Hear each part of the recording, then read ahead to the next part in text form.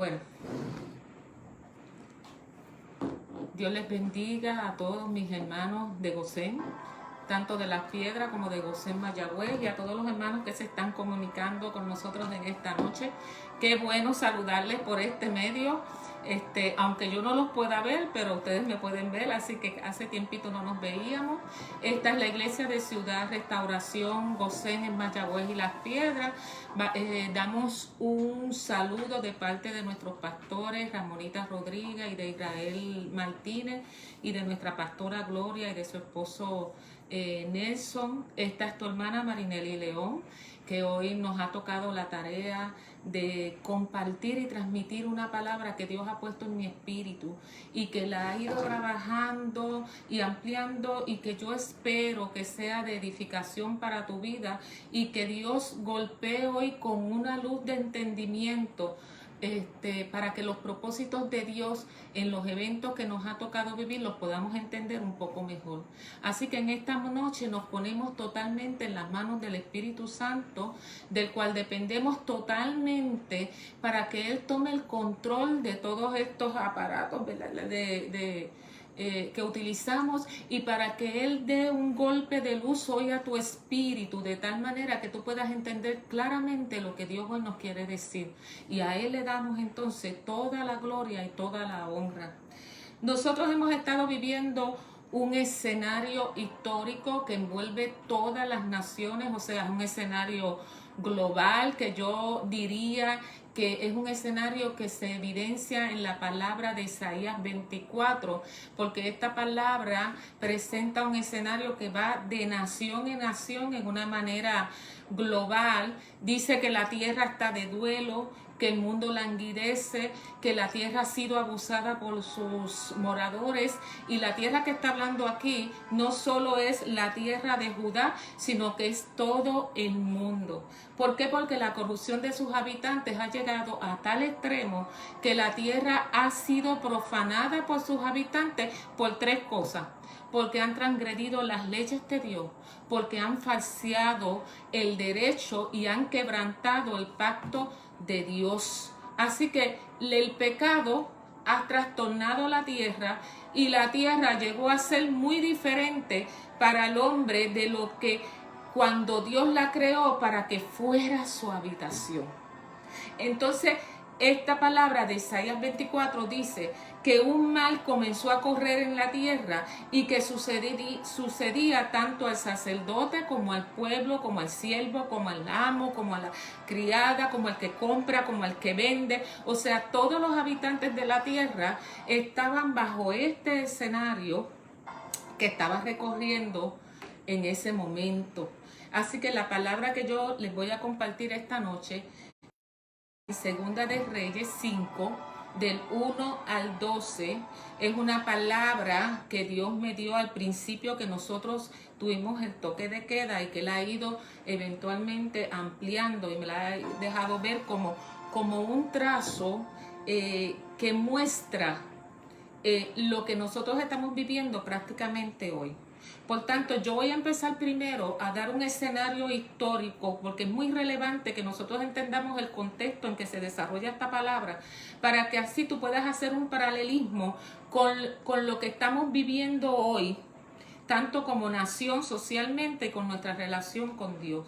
Esta palabra se desarrolla en un periodo oscuro de la historia de Israel, donde encontramos al rey de Israel, que es Joram, y que se sentaba en el trono de Abel. Él había quitado la imagen de Baal que Acab había hecho, pero dice la palabra que él se aferraba a los pecados de Jeroboam, quien hizo pecar a Israel, y que él no se apartó de ellos.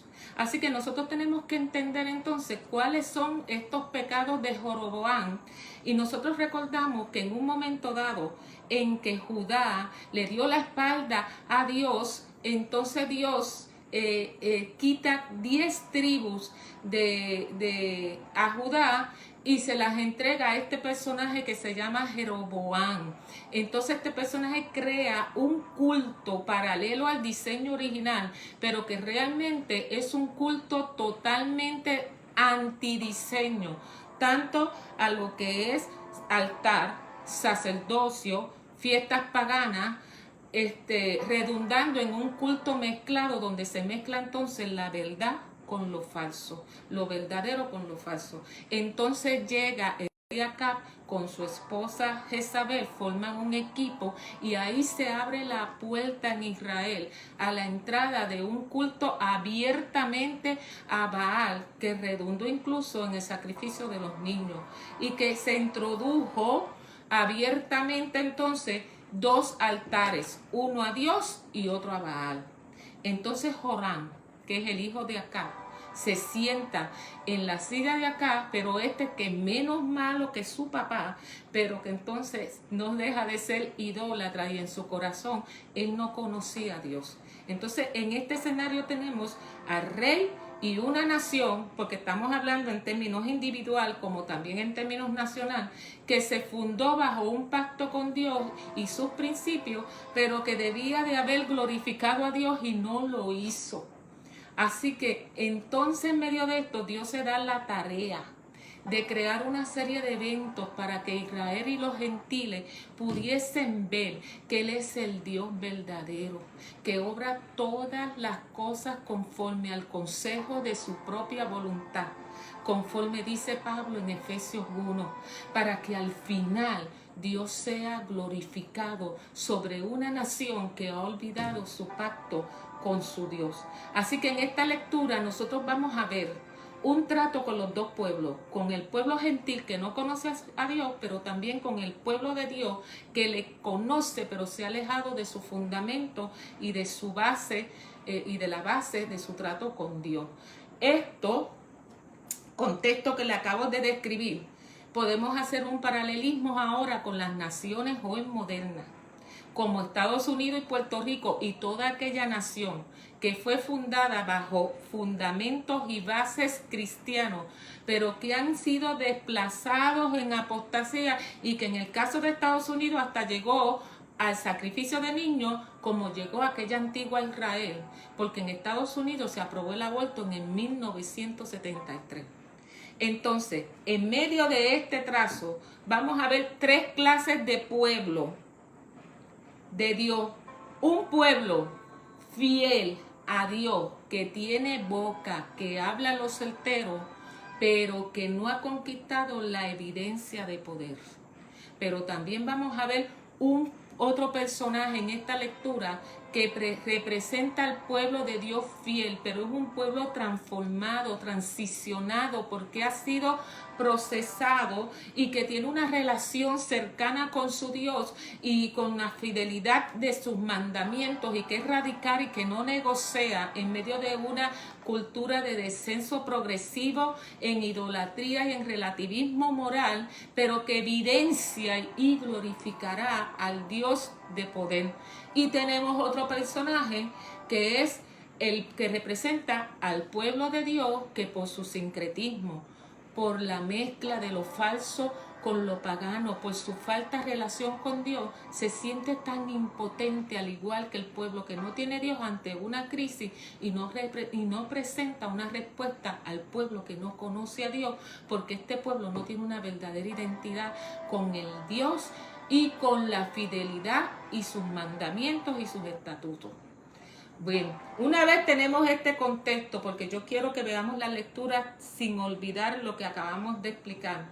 Vamos a ir a Segunda de Reyes 5:1, que dice: Naamán, capitán del rey de Siria, era un hombre muy estimado por su señor, porque por su intermedio Jehová había dado victoria a Siria. Pero además de que este hombre era valeroso en extremo, pero era leproso.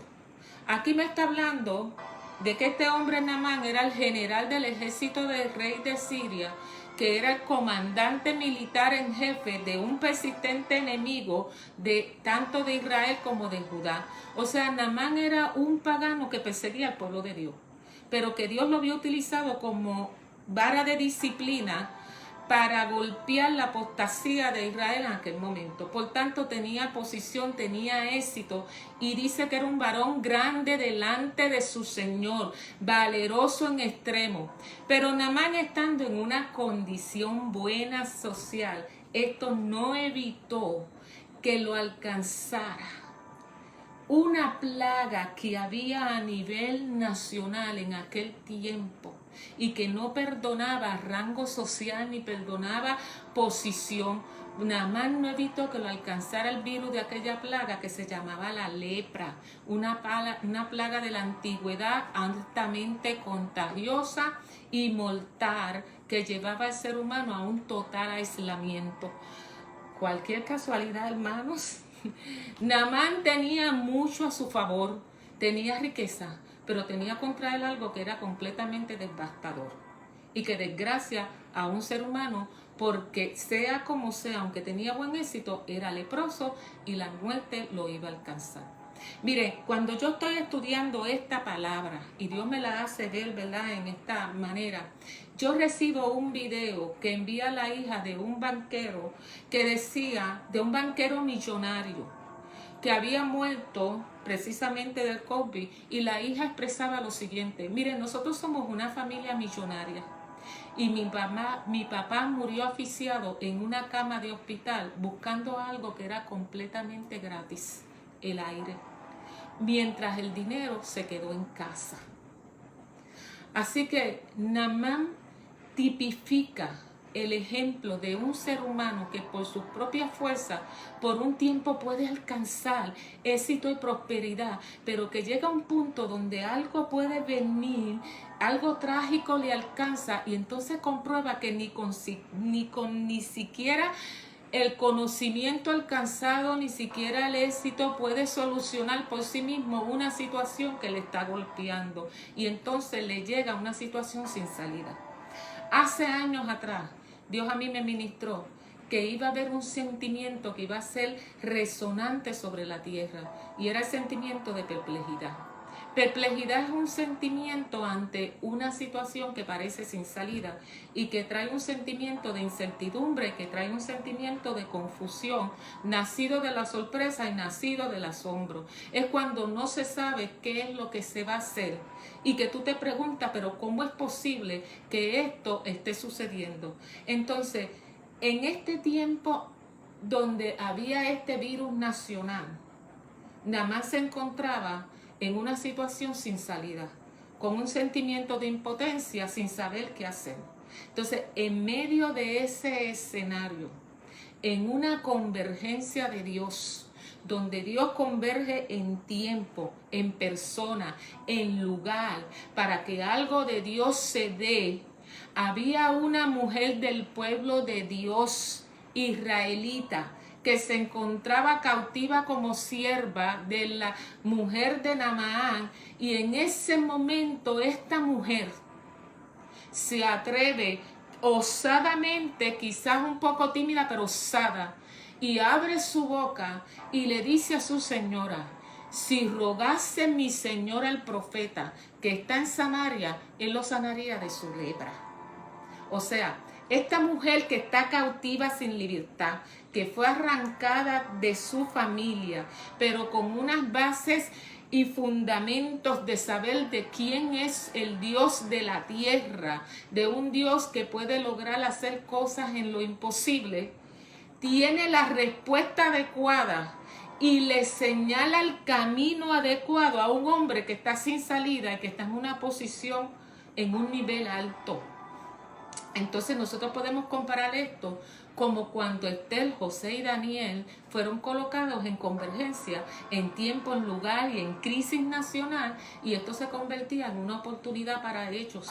Porque entonces, como en ejemplo, tomando como ejemplo a José, José da la estrategia en una crisis de hambre, y da la estrategia para prevenir a la nación de esa hambre y reservar un pueblo. Y entonces el faraón se da cuenta que el consejo que está dando José es un consejo que proviene de Dios, que el Dios de José está sobre ese consejo. Entonces, esta muchacha que se encuentra en una supuesta tragedia. Y su tragedia se convirtió en su tiempo de oportunidad, como está ocurriendo hoy en día. Por eso yo le digo que esta palabra es un paralelismo de lo que nosotros estamos viendo, porque fue un tiempo de oportunidad para ella poder dar una respuesta, conforme dice Génesis 50, 20, 21. Cuando José está delante de los hermanos, él lanza una palabra que dice: vosotros pensasteis hacer mal contra mí, mas Dios lo encaminó a bien para hacer lo que vemos hoy, para mantener en vida a mucho pueblo. Yo lo voy a volver a repetir. Aunque este mal se pensó hacernos mal, Dios lo encaminó a bien para hacer lo que vemos hoy, para mantener en vida a mucho pueblo. Ahora pues, no tengáis miedo, que yo los voy a sustentar. O sea, que Dios permite esta tragedia de cautividad en esta joven para que se lograra un bien más grande. Y esta simple mujer abrió su boca como los hijos de Isaacar, que dice que eran entendidos en los tiempos y que sabía que se debe hacer.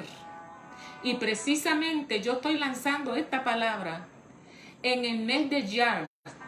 Y el mes de Iyar significa los hijos de Isaacar, aquellos que tenían la respuesta de lo que se debía hacer en un momento de crisis. Y aquí se encuentra esta mujer como un extraordinario ejemplo de mantenerse siendo testigo fiel, no importando las circunstancias. Porque en ella se veían dos. Una, se interesó lo suficiente como para hablar. Y dos, tuvo la suficiente fe para creer y la suficiente osadía para hablar del depósito que tenía, para decir, como dice el salmista: creí, por tanto hablé, aunque estaba afligido en gran manera. Aunque se estaba en una situación difícil, esto no impidió, esto no puso bozal a un pueblo que sabe en quién ha creído. Así que para el pueblo que cree no existe bozal, no importa la circunstancia. Y hermano, dígame usted si esto no es lo que estamos viendo en las redes sociales hoy en día. En medio de una situación de perplejidad, hay un pueblo que, aunque está encerrado, podría decir que es una especie, podría decirse que en una especie de cautividad, pero no deja de aprovechar el tiempo para ser un testigo fiel y abrir la boca, porque la palabra corre, no hay límite, y los vemos desde sus balcones cantando, y los vemos, por ejemplo, me llegó este video de un policía que está predicando como un evangelista en los hospitales. ¿Por qué? Porque no importa que se encuentren en cautividad, según creí, yo hablé. Así que nosotros estamos en ese momento de dar el consejo adecuado, diciendo: mira, nosotros conocemos a uno que se llama Jesucristo, la cual dio su sangre para sanar toda dolencia y toda enfermedad. Y yo oro, y debemos de orar precisamente en este mes el mes de Iyar, que es el mes de los hijos de Isaacar, y el mes de la revelación, para que los hombres puestos en lugares precisos, en lugares claves, en convergencia de Dios, tanto en la ciencia como en la política como en la economía, reciban la estrategia y este golpe que le puede dar luz, para que delante de sus autoridades ellos puedan dar el consejo apropiado, como dio esta mujer y como dio José en su tiempo. Esta mujer sabía que en el Dios de Israel había solución, y modeló lo que después Jesús hizo cuando se encuentra con 10 leprosos, y estos 10 leprosos, desde su situación sin salida, gritaron: Jesús, hijo de David, ten compasión de nosotros. Entonces el Señor, al ellos ir donde él, que era el consejo que daba a esta joven, él tuvo compasión de ellos y todos sanaron. ¿Por qué? Porque ellos se pudieron acercar confiadamente ante el único que puede dar la salida y en el que se puede confiar. Entonces Naamán toma el consejo de esta joven y no lo toma en poco, sino que va donde su señor, el que está en autoridad, el rey de Siria, y le dice, esto y esto ha dicho la muchacha que procede de la tierra de Israel. Miren, yo estoy segura que en otras circunstancias, Naamán, el hombre prestigioso, al que todo le iba bien, no hubiera prestado oído a una simple esclava de su casa. Sino, yo me pregunto, ¿pero qué fue lo que pasó aquí? Que ante este consejo de alguien tan inferior, él no dudó enseguida en aceptarlo, y no solo eso, lo compartió con el gobernante de la nación. O sea que el consejo de esta mujer simple llegó hasta el gobernante de la nación. Y lo que pasa es que la crisis había derribado una barrera de orgullo, de soberbia y de autosuficiencia que el ser humano tiende a crear en tiempos de bendición, en tiempos de éxito, y que trae un estupor a reconocer y acordarnos que todo bienestar y toda comunidad que nosotros tenemos se lo debemos a un Dios que es nuestro creador, y que Él espera que nosotros tengamos un corazón agradecido todos los días y una relación continua con Él. Pero a veces el sacudimiento te derriba esta barrera, y entonces el oído se hace sensible a escuchar la palabra que te brinda una esperanza y la palabra que brinda solución. Miren, hermanos, nosotros nos vamos a sorprender cuán madura va a estar la fruta para ser cosechada. Lo que antes teníamos como respuesta de resistencia no va a ser así. Bueno, volviendo al relato, el rey de Siria oye a Naamán y le da las siguientes instrucciones.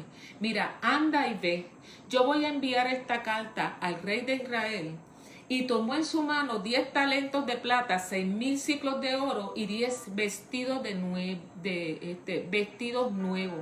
Miren, la situación era tan desesperante, la situación era tan sin salida, que el de autoridad estaba en una actitud de si hay alguien que tenga una sugerencia, dígala, porque el gobierno estaba impotente. Entonces, yo puntualizo que el rey de Siria, acuérdese que era el que había sido enemigo de Israel. Y ante esta crisis de plaga, que había tocado a alguien muy preciado para él, porque dice que la palabra dice que Naamán era preciado para él, ahora baja su soberbia y le envía una carta al rey de Siria para que tome acción en el asunto con relación a la enfermedad de Naamán, y le envía nada menos que 1.2 millones. Porque lo que le está enviando es 1.2 millones, porque la costumbre pagana era pagar por un servicio, y porque se acostumbraba a que los profetas paganos se profetizaban por sueldo, pero él iba a buscar algo que ya estaba pagado, porque Jesucristo ya lo había pagado con la sangre en la cruz. Qué triste que a la gente se le haga tan difícil aceptar y obtener lo que ya está hecho y lo que ya está pagado. Entonces, esta carta llega al rey de Israel, y cuando él lee la carta, dice, aquí te mando a Naamán mi siervo, para que tú lo cures de su lepra. Entonces, ¿cuál fue la reacción del rey cuando lee del rey de Israel? Se rasgó los vestidos, porque se sintió impotente ante aquello, y dijo, ¿acaso yo soy Dios para repartir vida, para repartir muerte? Miren, esto debe ser una trampa.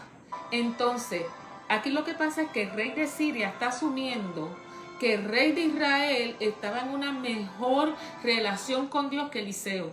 Pero acuérdense que las instrucciones que había dado la jovencita eran precisas. Si fueras delante del profeta, aquel que tenía una manifestación de presencia de Dios y con evidencia de poder. Pero ¿qué pasa? Que Joram, ya yo les expliqué, que Joram era el rey de una nación de Israel que se había desplazado hacia la apostasía. Por tanto, en ese momento Joram no estaba en una relación con Dios, y no podía, y se sentía en una respuesta de impotencia, porque él no tenía un poder de representatividad del Dios que se supone que él manifestara. Entonces aquello le fue muy amenazante y se sintió insuficiente para resolver ese problema sin salida. Y dijo algo que es muy verdad. ¿Acaso somos Dios para repartir vida o muerte?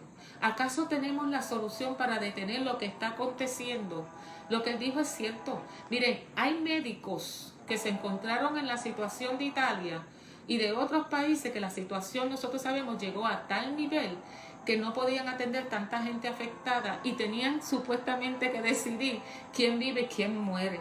Incluso hubo un diario que se llamaba El Litoral, donde Eduardo Simonetti escribió lo siguiente: no juguemos a ser Dios.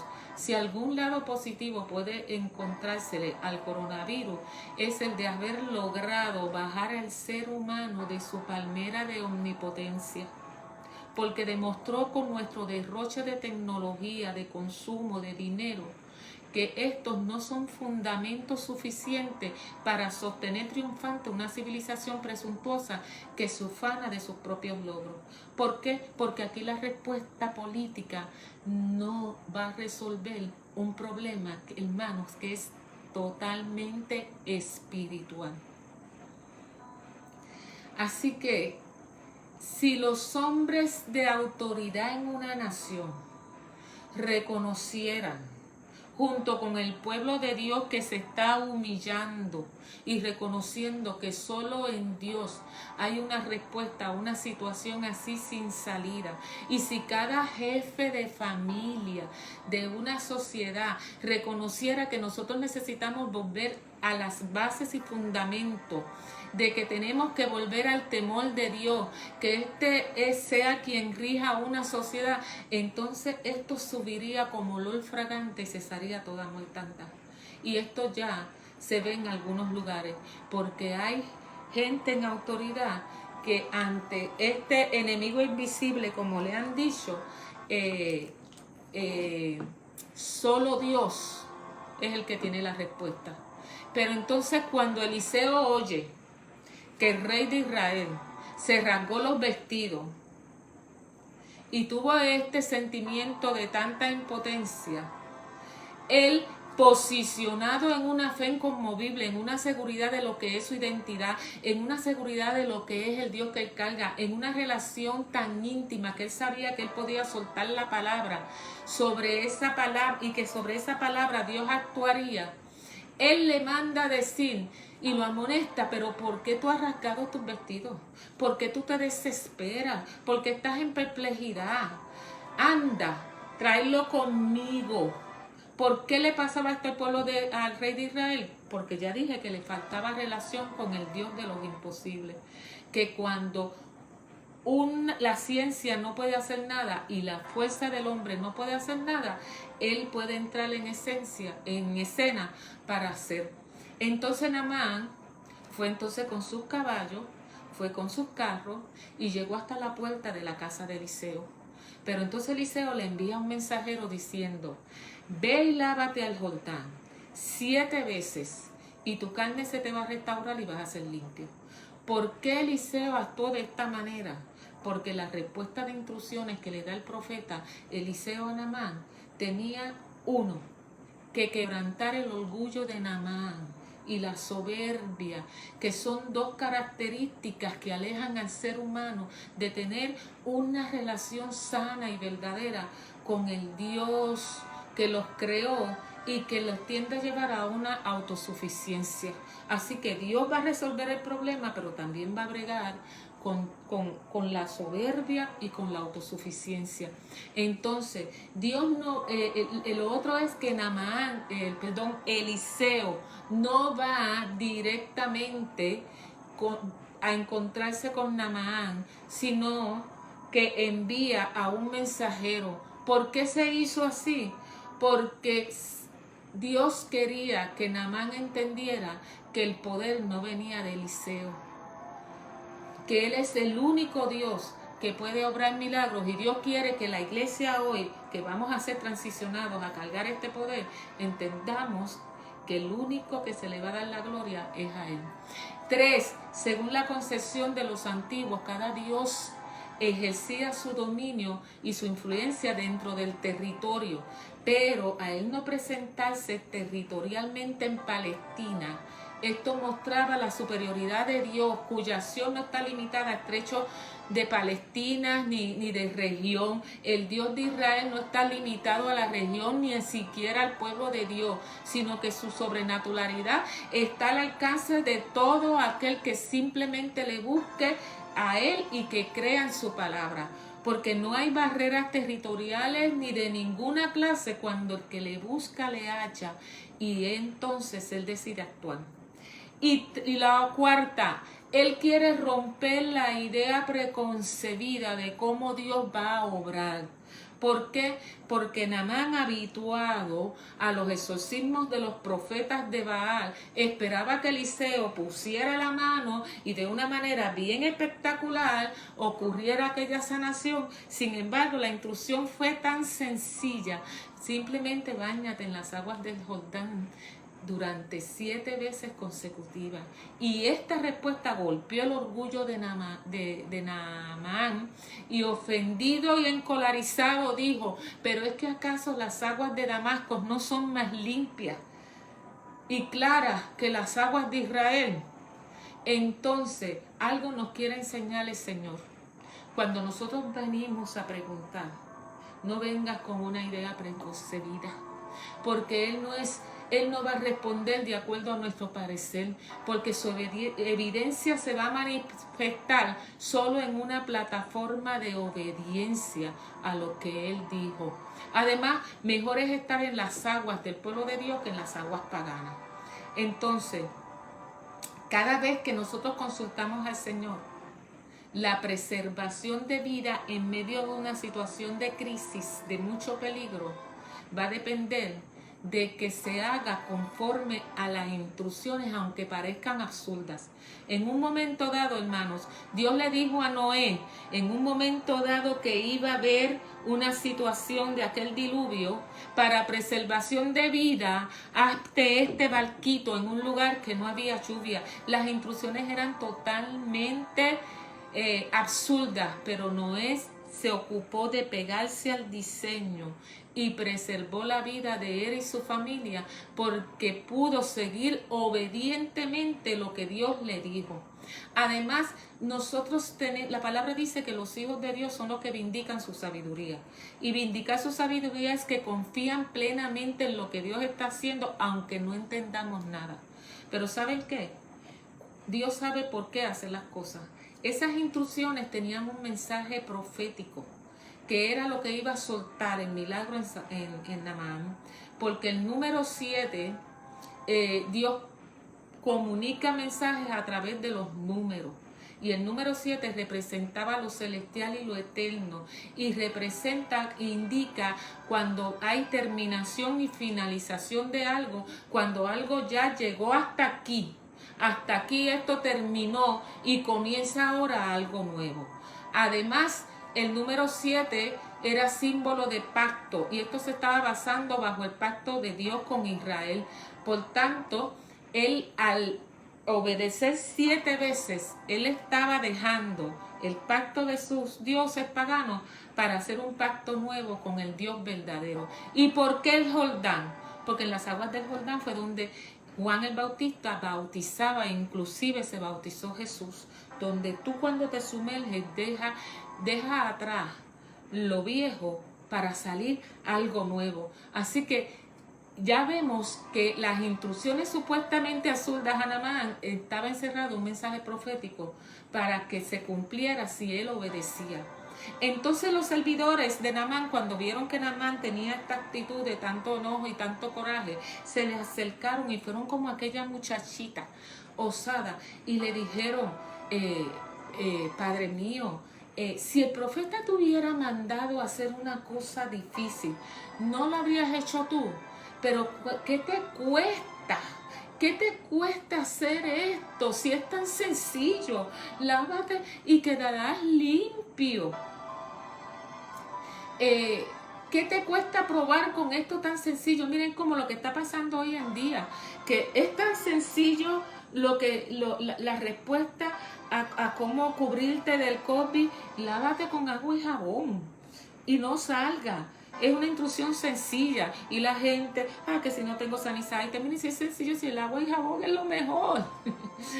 Es lo mismo que cuando nosotros nos encontramos con algunas personas que quieren, que le ofrecemos venir a Dios, y ellos ponen tantas excusas de no tengo ropa, no sé cómo vestir, tengo que dejar aquello atrás, tengo que ser de una manera para poder llegar a Jesús, cuando la respuesta es tan sencilla.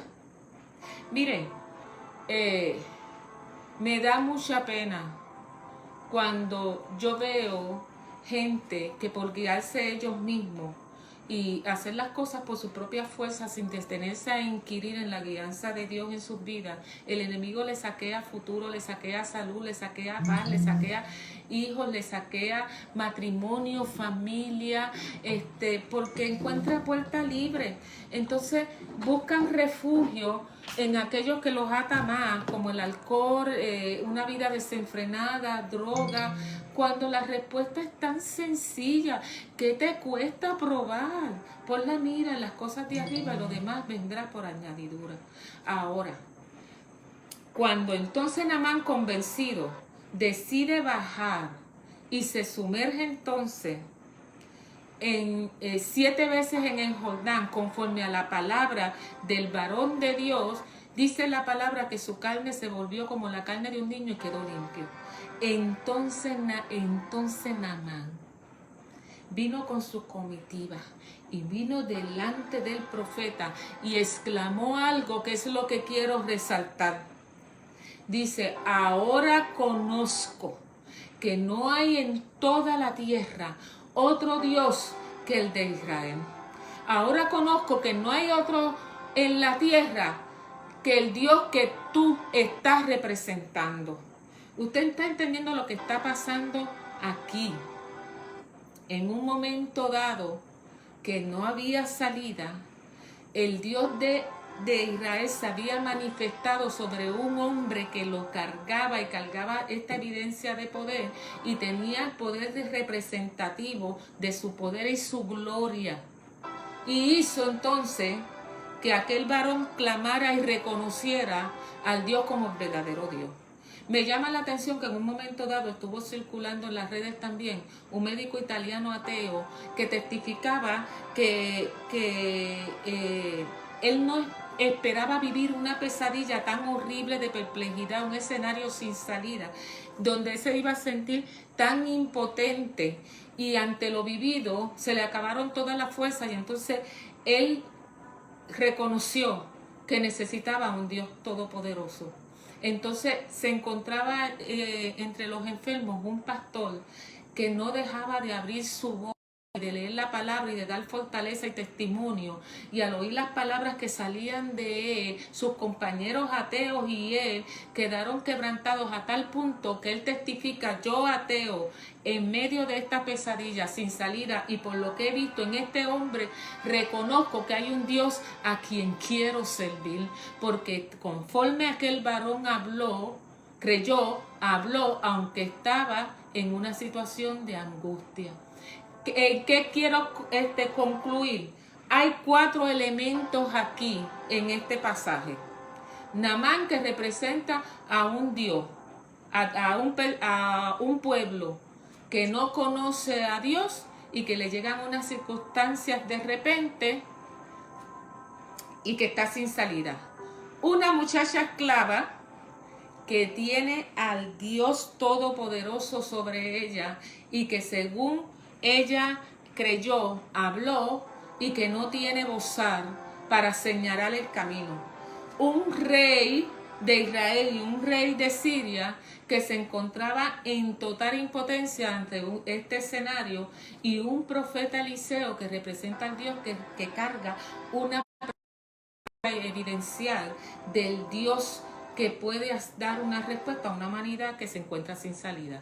Ahora, después de todo esto, Dios me dio a mí un mensaje profético.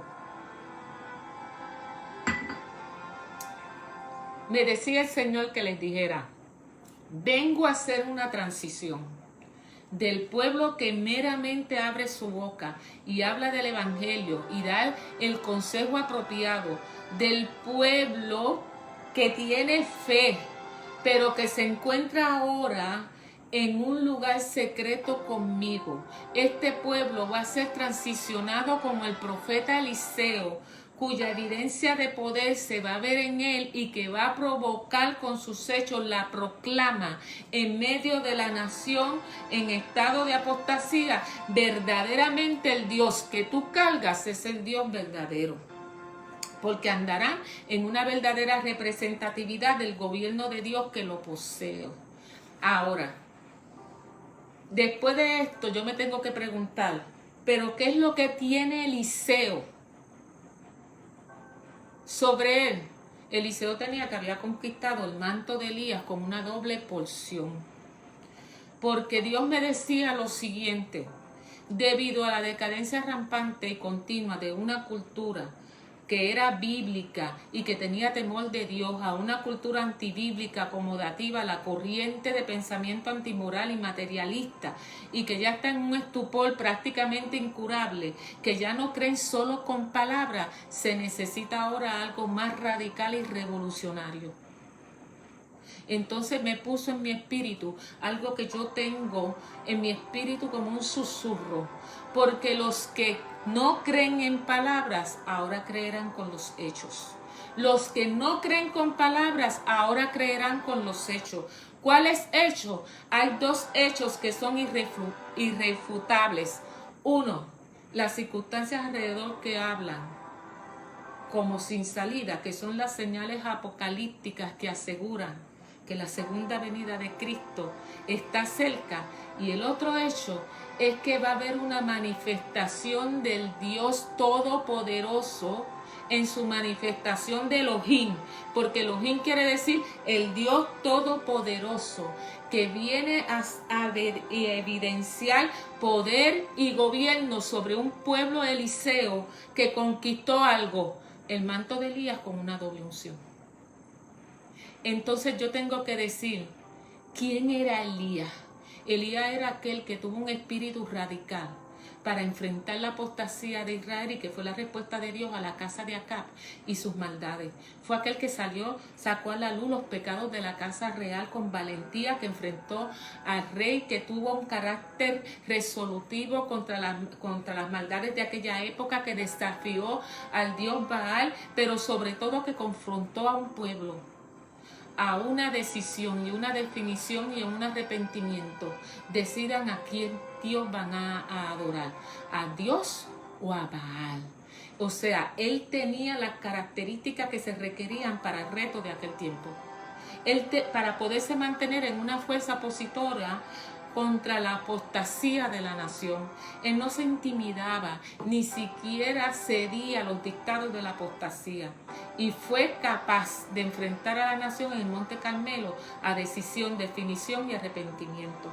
Pero sobre todo, restauró el altar con las 12 piedras representando unidad y restauración de las 12 tribus, y clamó al Eterno algo que es para nosotros muy puntual: oh Jehová Dios, sea hoy manifiesto que tú eres Elohim, el Dios Todopoderoso, y que yo soy tu siervo, y que yo he hecho todas estas cosas por tu palabra. ¿Sabe lo que esto significa, hermano?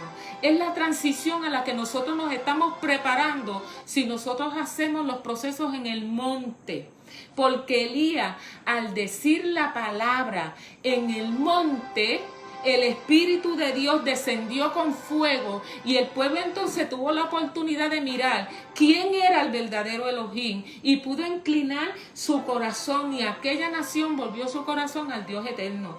¿Por qué? Porque había un hombre que vivió procesos y que fue probado de esos procesos, y que se atrevió a subir al monte, que restauró el altar en el monte, y que a través de ese altar se rasgaron los velos de estupor de toda una nación nación. Y el pueblo pudo mirar quién era el verdadero Elohim, el verdadero eterno, y pudo inclinar su corazón. Aquella nación volvió su corazón al Dios eterno. Entonces Elías acostumbraba a decir una frase: vive el eterno en cuya presencia estoy, soy y habito. No está diciendo en cuya presencia yo estuve o yo estaré. Es que en el momento que yo estoy soltando la palabra, estoy en su presencia. Por tanto, la palabra que él soltaba tenía respaldo. Pero esa frase la repite su sucesor ahora, Eliseo, porque ahora Elías se tiene que encargar de ungir al trío maravilloso escogido para tratar con la apostasía de Israel: Hazael, Jehú y entre ellos Eliseo. Y el Señor decía: el que escape de la espada de Hazael lo matará Jehú, y el que escape de la espada de Jehú lo matará Eliseo. Entonces, ¿quién era Eliseo? Alguien que se caracterizó porque tenía un espíritu radical y determinado de pagar un precio, porque él sabía que iba a cargar con una asignación en un tiempo determinado, que aquella sociedad estaba en una apostasía mayor que la que se encontraba Elías. Por tanto, el reto era mayor y él necesitaba algo. Él necesitaba un manto, pero que fuera en doble porción, porque así, según la sociedad, iba a ser más rampante la apostasía, más iba a necesitar él de la doble porción. Entonces él fue capaz de abandonarlo todo, dejarlo todo atrás, y se pegó entonces como un chicle del que sabía que le iba a soltar ese manto, que lo iba a capacitar para esa asignación. Entonces tuvo una resolución con una frase que es la que tiene el pueblo de Dios, que está entendiendo lo que yo estoy diciendo y que tiene esta frase en su corazón: vive Jehová, que yo no te voy a dejar. Vive Jehová, en una insistencia desvergonzada, como Jacob cuando no dejaba al ángel que le decía: si no me bendices, no te vas. Vive Jehová, que yo no me voy a separar de tu presencia hasta que tú me arrojes lo que yo necesito para la asignación que me has dado en este tiempo. Pero entonces hubo una respuesta: si me logras ver, se soltará el manto con una doble porción. ¿Por qué? Porque en la Biblia nosotros vemos una ley de sucesión, donde el discípulo supera al maestro, donde Elías arroja un manto de doble porción, donde Jesús, cuando se va a separar de sus discípulos y le deja la identidad de hijo y le deja su nombre, le indica: cosas mayores que las que yo hice, ustedes harán. Donde la Biblia dice que la gloria postrera será mayor que la primera. ¿Por qué? Porque siempre se va aún más. Y ahora regresa Eliseo con aquel manto, porque lo logró ver, golpeó las aguas como hizo Elías, las aguas se dividieron. Entonces los demás reconocieron que el espíritu de Elías estaba sobre aquel Eliseo, y Eliseo fue el que logró erradicar el culto organizado de Baal. ¿Por qué le he explicado todo este trazo hasta aterrizar a Eliseo? Porque nosotros somos en este momento una iglesia Eliseo, con las características de subir al monte, con ese mismo eslogan: vive Jehová, que yo no me voy a separar de tu presencia, porque nosotros estamos en la expectativa que algo se va a arrojar en este tiempo.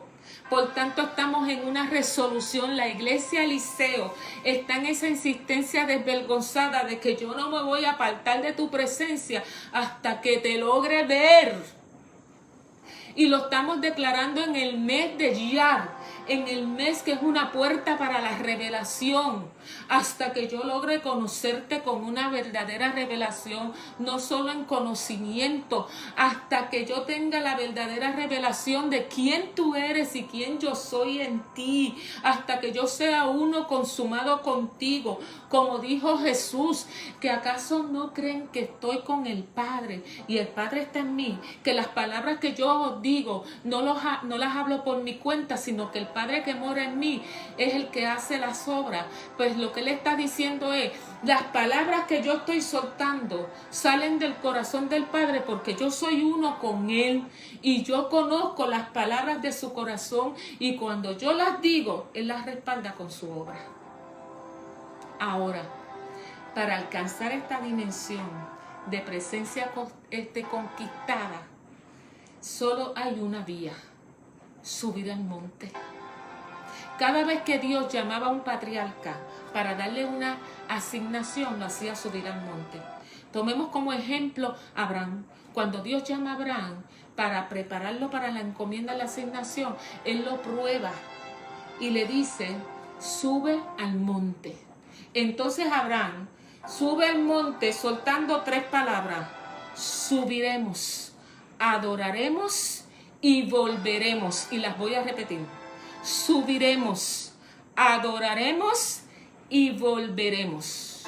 Subiremos es la decisión de salir, hacer esta pausa y aceptar la demanda de un Dios que le está diciendo, ven y sube al monte, porque esto es una prórroga que te va a llevar a llenar la lámpara de aceite para lo que viene. La victoria en el valle va a depender de cuán alto subamos al monte de adoración al cual Él nos está llamando. Pero entonces dice, subiremos, adoraremos. Y cuando estamos hablando de monte, hablamos de 3 clases de monte: el monte de la adoración, el monte de la entrega y el monte de gobierno. Cuando nosotros subimos al monte, entramos al monte de la adoración como sacerdote. Y me enseñaba Carlos Soto que un altar es un monte y todo monte requiere un sacerdote. Entonces, primero nosotros somos sacerdotes y la primera función de un sacerdote es ministrar a Dios. Nuestra vida sacerdotal tiene que estar entonces alineada con lo que Dios quiere hacer. Entonces, subir al monte es caminar y vivir en las alturas, en un estilo de vida que no sea una convocatoria de estar en su presencia solo un día, un domingo, una festividad, sino de alcanzar lo que alcanzó el día, que vive el Eterno, en cuya presencia siempre estoy. Pero entonces, si subimos al monte de la adoración, tenemos que pasar por el monte de la entrega, porque Isaac y Abraham tuvieron que entregarse en muerte ambos, porque Dios tiene que asegurar que no se va a idolatrar ni aún la bendición que te va a dar, ni del ministerio, ni lo que vas a cargar, sino que primero es Él y su voluntad. Entonces, cuando tú te expones a subir al monte de la entrega, empieza una presencia de señorío a tu alrededor. Y ese empieza a revelarte, a revelarse de una manera profunda. Y todo lo que hay a tu alrededor comienza a menguar. Todos tus pensamientos comienzan a menguar. Y lo que comienza a hacerse fuerte sobre ti es la revelación de su señorío. Porque el monte de la adoración es un lugar de revelación y es el lugar también donde Él se va a revelar y nos va a dar revelación y nos va a dar instrucción, porque es también el lugar donde Él te libera de ti mismo, de aquello que te está impidiendo que tú puedas subir al nivel que Dios quiere que nosotros subamos en este tiempo tan crucial. Por ejemplo, cuando Él llama a Moisés y le da la asignación, lo primero que hace Moisés es que le da 5 excusas. Yo no sé hablar, van a decir, ¿cómo van a saber que tú me envías? Yo no tengo el lenguaje. Miren, hermanos, el Señor nos está invitando al monte de entrega para libertarnos a nosotros de nosotros mismos. Porque lo que necesitamos como el pueblo del Eterno es subir al monte, porque cuando nosotros subimos al monte, en la medida que vamos subiendo, nosotros vamos menguando. Y entonces el Padre va gobernando. Y tiene que ver con entrar en esa dimensión donde ya nosotros no somos los mismos. Entonces, cuando nosotros estamos ahí, en ese monte de entrega, estamos, como dijo la pastora Gloria, en total silencio, con un oído sensible, dejándolo hablar a Él como un papel en blanco, para que Él vuelva a escribir la historia y nos vuelva a volver a enseñar, porque estamos delante de su presencia con una frase y una pregunta. Y ahora, Señor, ¿qué sigue? Como los hijos de Isaacar, renovamos el pensamiento para ver qué es lo que sigue. ¿Por qué, hermano? Porque los ámbitos en los que estamos luchando están demandando de nosotros una mayor sensibilidad, una mayor entrega, una mayor muerte, pero también una mayor revelación, porque nosotros vamos a estar expuestos a una mayor confrontación. Entonces, ya fuimos al monte de adoración, fuimos al monte de entrega, ahora volveremos. Si en el monte de adoración arreglamos el altar y hacemos la entrega, entonces nosotros entramos como sacerdote, pero salimos como rey, como juez y con un gobierno de Dios habitando en su presencia, que cuando nosotros hablemos de acuerdo al corazón de Dios, Él va a respaldar con su acción. Así que nosotros regresamos con un monte de gobierno en nosotros. Mire, esta iglesia, este remanente, ha entendido como los hijos de Isaacar, que sabe que este es un tiempo único y que lo que está ocurriendo en este momento es una ventana que el amado ha abierto, es una prórroga para que su pueblo se detenga a estar en su presencia, restaurando el altar, entregándolo todo y dejando que Él nos vuelva a enseñar para que lleguemos al monte de la transfiguración. Así que prepárate, iglesia, porque llegó el tiempo en que tendremos que decir: ¿por qué hay tanta zozobra? Que vengan ante una iglesia llena de poder de Dios, que va a reflejar la evidencia de poder de aquel que sabemos quién es Él y que yo sé cuál es mi identidad en Él, que pagó ya un precio en la cruz del Calvario, y sabrán que hay Dios en medio de su pueblo. Una iglesia en Puerto Rico que se levanta y esta nación dirá: ahora conocemos que no hay otro Dios en toda la tierra de Puerto Rico ni en todas las naciones que el Jehová, el único Dios verdadero que está entre ustedes. Hacia esto es que vamos, hacia esto es que nos estamos preparando, hacia esto es que abrimos nuestra boca. Hay respuesta segura del cielo acertada y habrá evidencia de poder, porque aquellos que no creen con palabras creerán con los hechos. Y así, hermano, volveremos, así regresaremos. Señor, yo te doy gracias, porque esta palabra corre conforme tú la has enviado. Yo te doy gracias porque la mente y el espíritu de un pueblo que está posicionado como el pueblo Eliseo, como Eliseo, en una resolución de que yo no te voy a dejar, yo no te voy a dejar, porque estoy a la expectativa, oh Señor, porque no me conformo como estoy, porque el reto que enfrentamos es grande, porque sabemos que tú no nos vas a dejar sin la capacidad, pero lo único que quieres es que nosotros nos dispongamos a colocarnos en este monte. Yo te doy gracias, mi Señor, porque este pueblo lo entiende, porque habrá respuesta a una nación que no tiene salida y que está en perplejidad, y se escuchará la voz, pero no solo la voz con el consejo apropiado y señalando el camino apropiado, sino que se verá y se notará con hechos, porque hay un pueblo que vuelve de tu presencia a evidenciar tu poder. Gracias, mi Señor, por tus planes asombrosos que nosotros entendemos y glorificamos. Hermanos, hasta aquí. Dios les bendiga ricamente y abundantemente. Te bendigo a ti y a tu casa. Que esta palabra esté en tu corazón y que haga la transición que Dios quiere hacer en ti. Dios los bendiga y nos veremos pronto.